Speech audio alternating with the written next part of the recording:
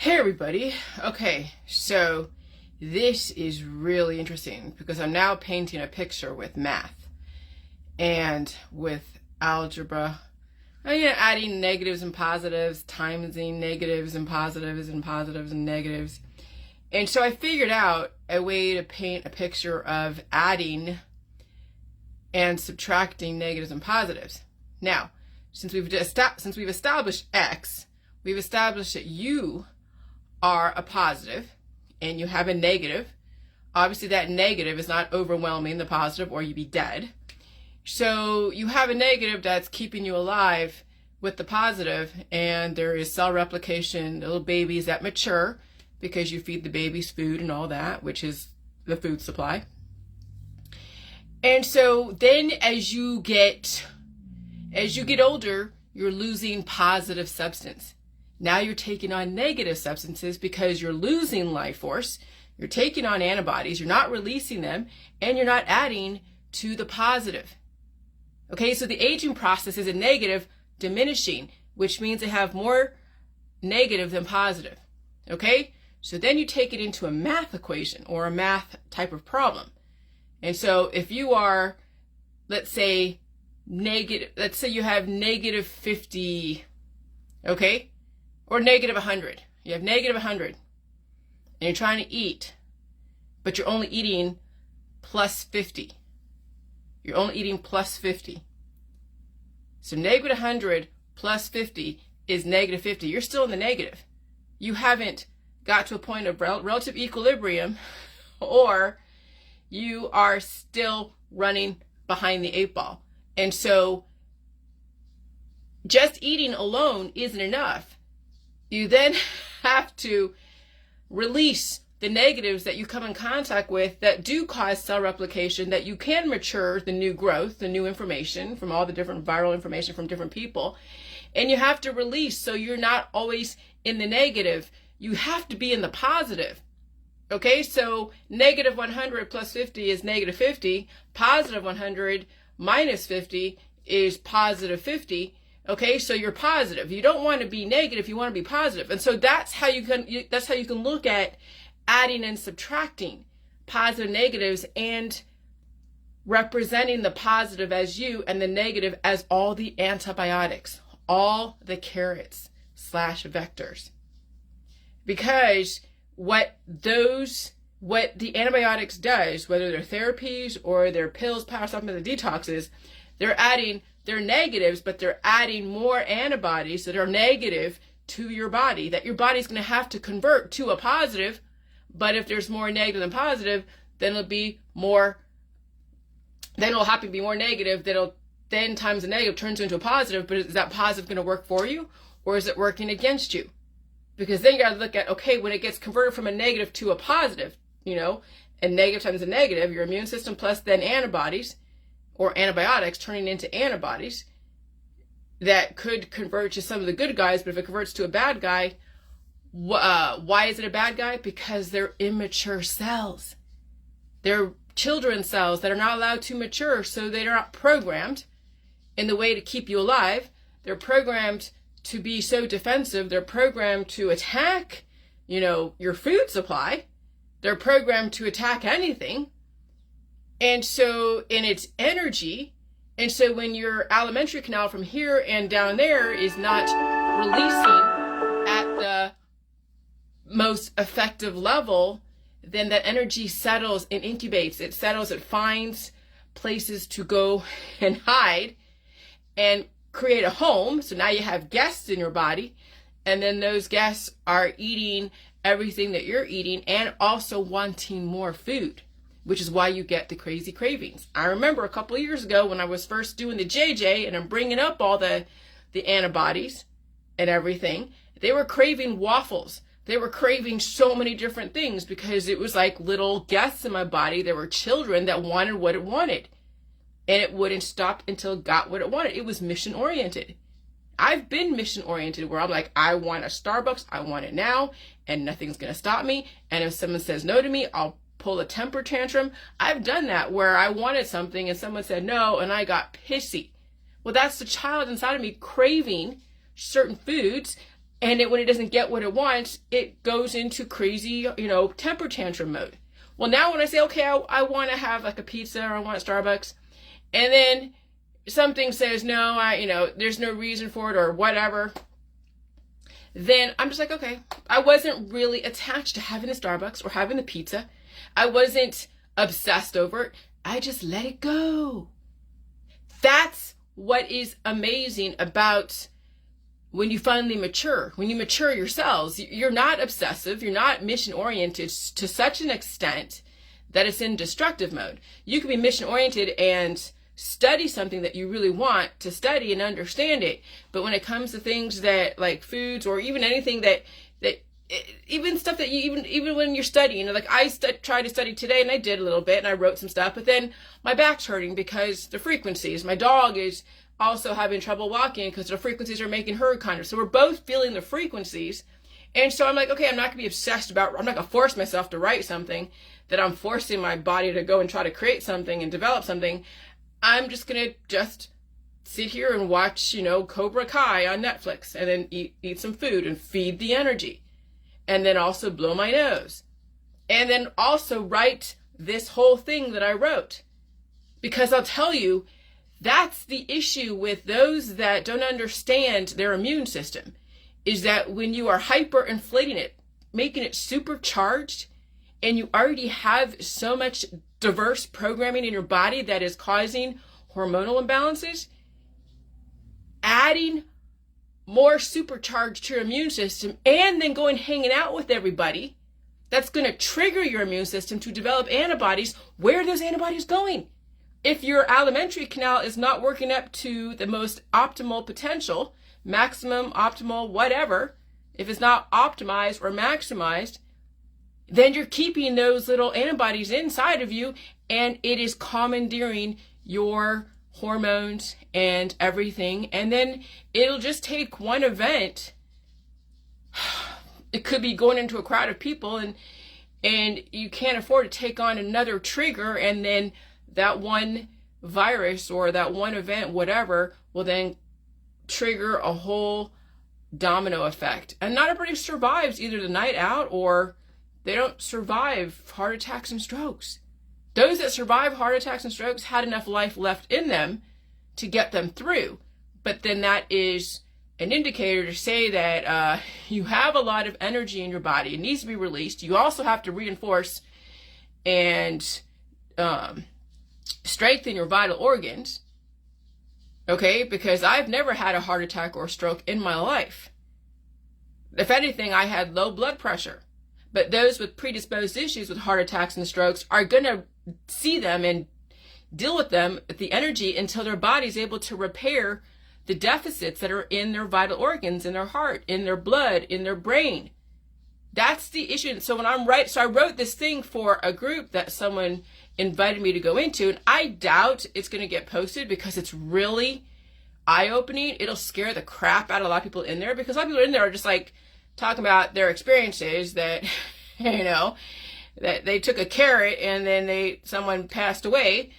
And so, and I believe me, I don't doubt it, because when you're already at a negative, let's say you're like 80 years old or 70 or 5 or 50 or 40 or 30 or 20, and you already have a lot of negatives in your body, and then you go and super hyper inflate your immune system. Imagine when you go into a crowd of people and then you get a blood clot, because all of those proteins, the positive and negatives, are coming together. Cell replication, fornication, reproduction, it develops so much mucus. See, when you go into a gas chamber, like a tear gas chamber, you see the guys that come out of them when they're taking their masks off in the army so they can feel what it feels like to be in a gas chamber, and you see all the mucus come out.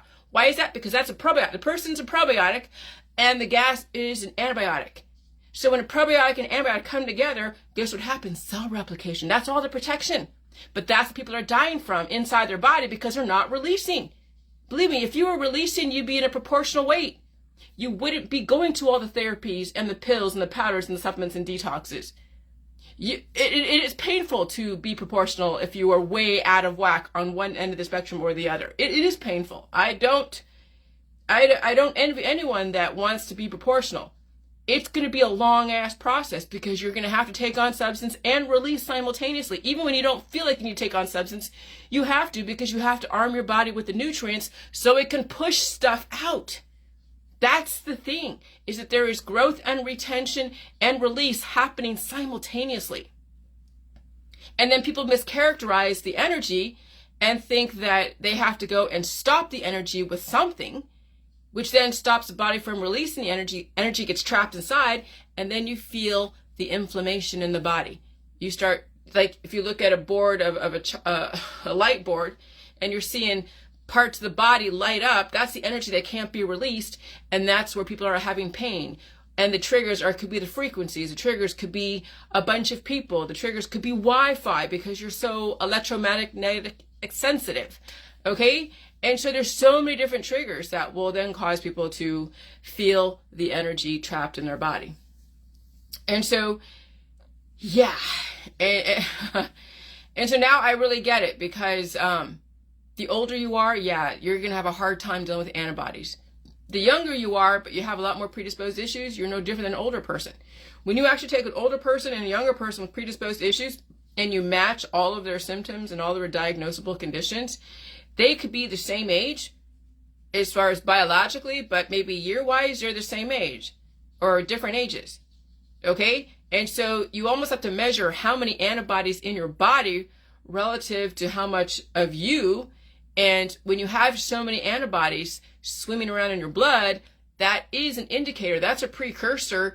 That's something that tells even the life insurance companies how to rate you, R-A-T-E, as far as your premiums. Because if they see so many antibodies, and especially ones that are really like agglutinated that could potentially do something, then they can say, oh shit. And this is where the diagnosable conditions, where there's like precancerous or pre-this, pre-diabetic or pre-whatever, because they see that you're on your way to something more aggressive that will zap a lot of energy out of you, but then you have to feed it. That's what I learned. That's what I learned today, or had a revelation today about cancer and all the different diseases. You don't try to stop the energy with anything. You feed it and then you release. You never attack it with anything antibiotic, oncological, or drug related, because that will develop more antibodies. It will create more replication and procreation, and then that turns into something that you have to go and get rid of. And if you are at the point where this could be the last straw that breaks the camel's back, that one cannabis hit, that one oncological, appointment could be your last one. And that's what people are playing with. They're playing Russian roulette with all of the different holistic allopathic. And so, yeah, this post will scare the fuck out of a lot of people in the anti-V world, because they think, oh yeah, just go do a detox. Go get a supplement. Go on a diet. Don't get it. Okay. Not getting one or getting one is not going to make a difference if you already have so many negatives in your body. Now the thing is that there's no life or death situation where you have to get one. I mean, if you're in a life or death situation where you have to get one, it's because you have a transplant in your body and you can't afford to be, you have to preempt something in a smaller level. So that way, when you do get exposed, you'll still, assimilate. But you just hope that even that preempting a smaller level of assimilation doesn't kill you. But it's like there's no guarantee. That's why there is the inserts. Because it's hard to guarantee anyone that you're not going to have some kind of reaction, and how that reaction is going to affect you in the short term or the long term. And that's no different if you go into a crowd of people. How is that crowd of people going to affect you in the short term and the long term? But since we have so many campaigns to blame things, which rightfully so, you have not been taught how to deal with energy. You've been taught only antibiotics. You've been taught oncology. You've been taught the holistic and the allopathic way. Of course, you're going to have every right to blame everything under the sun, but now it's time not to do that. Now it's time to release the little fucking demons in your body. And it's painful. And you may have to take breaks from you may have to put school off. You may have to put your job to the side, or get a different job that's not so demanding in your body, mind, and spirit, so you can finally become a whole person. So when you decide to go to work or go back to school, you're not going to wonder if you're going to drop from some kind of disease in the next 5 years. That's seriously, literally what you're facing right now, you guys. If you don't figure that out right now, you'll just wonder when you're going to drop. And it will be at times where you will least expect it. And I would rather you guys preempt shit and go through the hell now than put your family through hell when you're not around. But see, that's the thing. People are like, well, I don't want to risk going through hell now. I got too many things. Everyone's so scared. Okay, so when you pass away, it's too fucking late. When you're dead, you're dead. There's no coming back from death, guys, okay? And so when you allow the elements in the world to dictate when you're going to live or die, it could be tomorrow. It could be freaking 5 years from now. It could be, 20 years from now.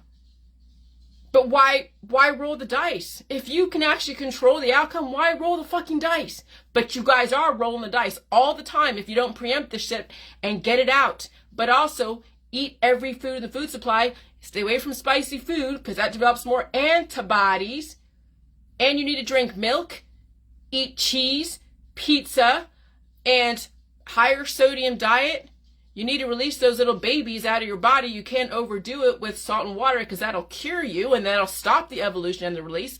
And when you're mucusing up, you can't stop it with anything like elderberry syrup or Mucinex or NyQuil or any of those over-the-counter or prescription or holistic stuff. You literally have to blow out the mucus. You have to open up your system. You gotta do periodic saltwater stuff relative to your body mass index. Saltwater flushes. It doesn't have to be J juice. Drink a bunch of milk because milk will bring up the mucus, and then you'll be. Let me tell you, when you need to lose some body mass index, drink a lot of milk. Yeah, you're gonna be farting. You'll be pooping. You'll be mucusing up. But you're developing mucus so the proteins can arm your body to push everything out. And even the fatty acids. Okay? Because some of you are holding too many fatty acids and your body needs to release them, but you haven't armed it correctly. Low sodium diets, you could, and maybe you're not even drinking milk because you're lactose intolerant. I don't know when people who have more body mass index, if they're lactose intolerant. I'm going to Google that. Why would someone who is a higher, what is lactose intolerance? When you don't want to feel the mucus, you don't want to poop or diarrhea, and you don't want to feel the pain of that, but I'm telling you, your body's trying to release so many little antibodies that are causing so many issues. You have to feed your body meat, milk, cheese, eggs, all of that. And, you have to blow your nose, and you're going to have to feel the inflammation. You have to feel the energy. It has to release. When I had those hives all over my front, my husband was tripping out. I had the hives, I had headaches, I had, the arm pain. Today I'm having back pain. I mean, my dog is releasing mucus, and she's stiff and trying to, but she has a lot of mass under her belly that's working its way out. The scar tissue from the tumors and the surgeries, operations because she was spayed. I mean, she's working out a bunch of stuff out of her body, and she's going to have to feel it. There's nothing, I can't stop it, and I'm not going to put her on drugs because that'll then kill her. Okay, so you're going to have to release the energy, and believe me, when I had the co-infection, where I felt like I had the mycoplasma on the outside of my body, and felt like it was stuck in my joints, and it really zapped my energy, where I couldn't even stand up to even cut a bunch of potatoes so I can eat. I'll tell you, when you release the energy, you will feel like you can't move sometimes. It might even trigger other conditions that you may have an issue with as far as walking and seeing and all that stuff, but it's short-lived. But you have to keep eating. You have to have a good support system around you when you are in that condition, that someone is still giving you food and water and helping you to the bathroom. And that, I'll tell you, that does take a lot of patience on your end and people around you, and they're going to get tired of it. But if they really, really care about you and they know that this is good, there's going to be the light that's not death at the end of the tunnel, where you will eventually be able to do stuff on your own, and they have faith in that because they understand the science, okay? You honor those people that they'll stick around you during that time. I never had that issue.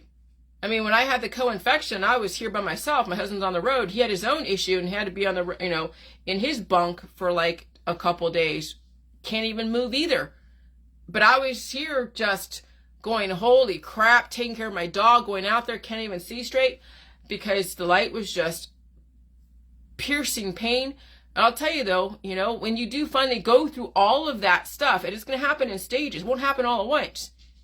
You'll feel some layer of evolution of energy expressing. You're going to feel a kind of way. It'll disappear and you'll feed it and get the poop out and blow your nose and rest and whatever. And then another layer. And then another. Some of you have hundreds and hundreds of layers of energy that needs to be released relative to your lifestyle predisposition and body mass index. And you have to catalyze the energy, whether drink milk every so often, get some salt water in you, not a lot because you don't want to cure yourself, then you trap everything inside. But you want to start expressing the energy because I'm telling you that energy is going to make you self-implode. And it will zap you. It will be like a power surge. And people don't survive power surges when their hearts are not built for that kind of energy. That's why people die from heart attacks and strokes and aneurysms.